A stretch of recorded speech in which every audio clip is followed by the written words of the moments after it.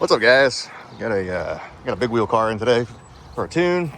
Holley Terminator X 5.3 truck cam 4L60. Just kind of a basic thing, little cruiser car. Big wheels, it's matching steering wheel, really nice tonneau cover, really nice paint job.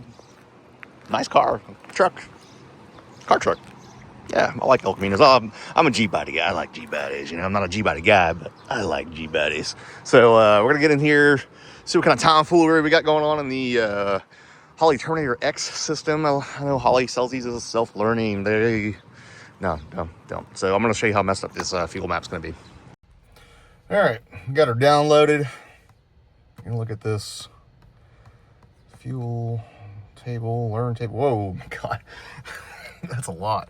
So it's, if you can see, it's trying to take out 40% fuel right here. Trying to take out a little bit. You can tell he hadn't gotten on it, so he's just been kind of driving around cruising. So that is a lot of fuel. It is trying to take out. The target AFR is a little rich on the idle.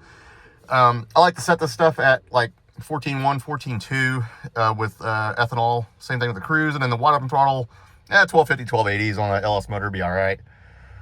Let's see what kind of timing we got in this thing. A really basic square timing table. Don't do that. Don't do that stuff. So idle at 12 degrees, it's a little too low for something. I aim for 17 to 22. Cruising, that's fine right there. And then wide open throttle, it kind of depends on what heads and the weight and all that stuff. So a typical cathedral port LS is going to like 25 to 28 degrees timing is probably the maximum I've ever seen. A rectangle port head is going to be a little different than that. That's where the rev limiter set at 6,800. All right, that'll work right there. I bet you everything else is pretty wizardy, just stock. Yep, timing. So I'm going to adjust all this stuff right here. Let's see, map sensor 1 bar. I haven't even started this thing yet, so let's see what it is. He started it and drove it off the trailer, so it seemed like it idled really high. Let's see if I got the idle set at right here. 750. Okay, so let me go in here and do all my stuff real quick, and then I'll show you what I changed. All right, so I like to add a timing table to take out timing or add timing depending on coolant temp right here. So we got like negative 37 degrees all the way to 250 positive. What I like to do is just like put in that last number right there and then highlight the whole table and then press the F key. It'll fill it. Same thing with the timing and air temperature. So I just drop it according to the air temperature, just kind of like a normal car would be. Let's look at this base timing now. It's still kind of square, but it's better. We're going to get it better. I'm going to see what it likes first. Fuel table adjusted right now. So a little bit more better than the square thing that we had going on. So you can see this big dip right here. I want to take some fuel out right here manually because we're never going to hit that, but I want it nice and smooth. Smooth this out right here. Probably never going to see this. Is going to be like decel right here. This is going to be acceleration right here. Acceleration enrichment. Sometimes I zero this table out. Sometimes I don't. Kind of depends on what the car wants. Another thing to double check too is temperature enrichment. Make sure it actually has a 0 right here or a 100. So you don't want any kind of temperature enrichment right here. Otherwise you'll never reach closed loop. Speaking of closed loop parameters, we're going to look at the closed loop learning. I changed it from 50 to 20 for now. Get it a lot closer so I don't have to compensate as much. Same thing on the learn parameters as well. Ignition and all that stuff shouldn't have to touch any of that stuff. So, and then transmission, haven't touched it yet. That's going to be all feel based. So let's get on it. Let's go take it for a ride and start adjusting these fuel tables. All right, I gotta head back to the house with it. Big wheels. I gotta head back to the house with it. I gotta adjust the idle on it. There's a guy admiring it. I gotta adjust the throttle blade on it, so it's got a little bit too much open.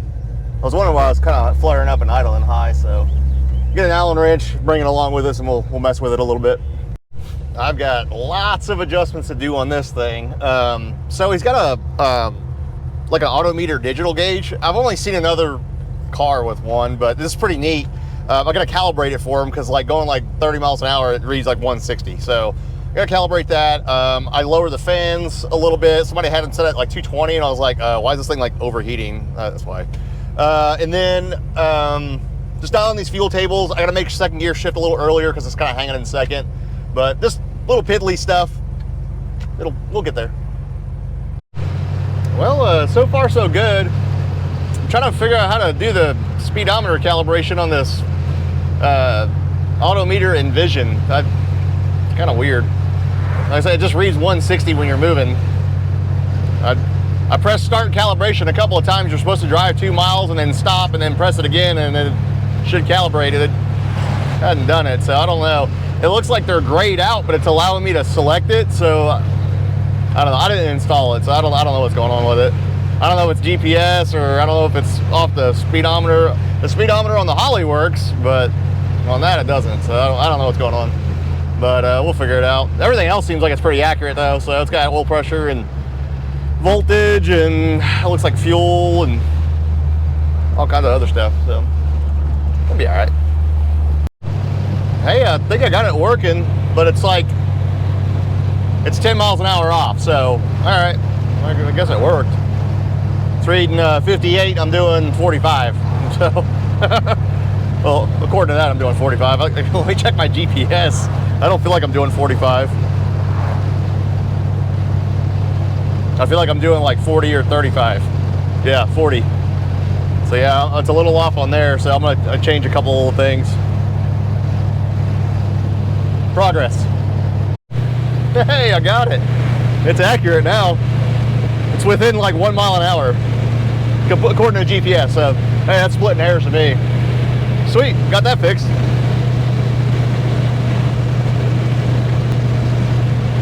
Oh, see, now it's bouncing around.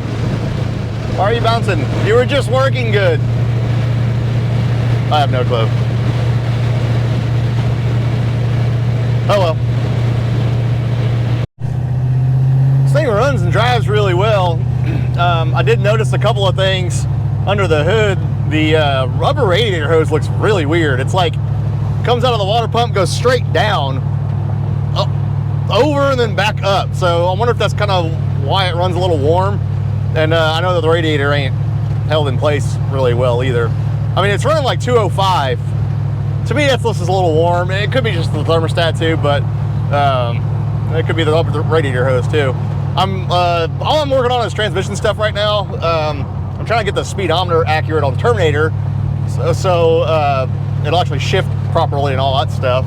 It shifts good, but they're kind of off as far as the speeds. And then the tachometer is off on the gauge cluster, so I'm gonna have to calibrate that.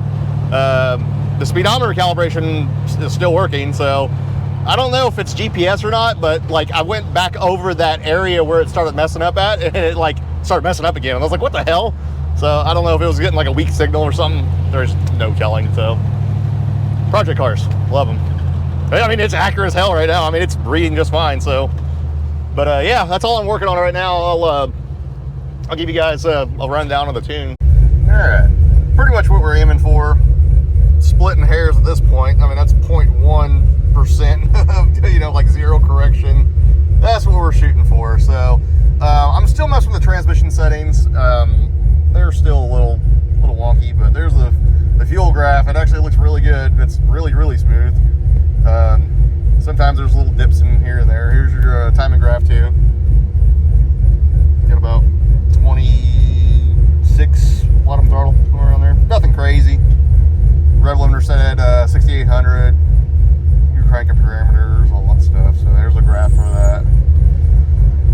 The transmission settings. I gotta lower that pressure just a little bit. It's a little spicy. So, and then right here, I'm gonna make it come out on first gear just a little bit longer. I'm gonna make it hang a little bit longer in first gear, but and then in the 2 to 3 shift, I'm gonna make it come on early with no throttle. So it's kind of hanging a little bit, but we'll get there. All right, let it cool down for a little bit. Chat with the owner for a little bit. Tell him it was going good.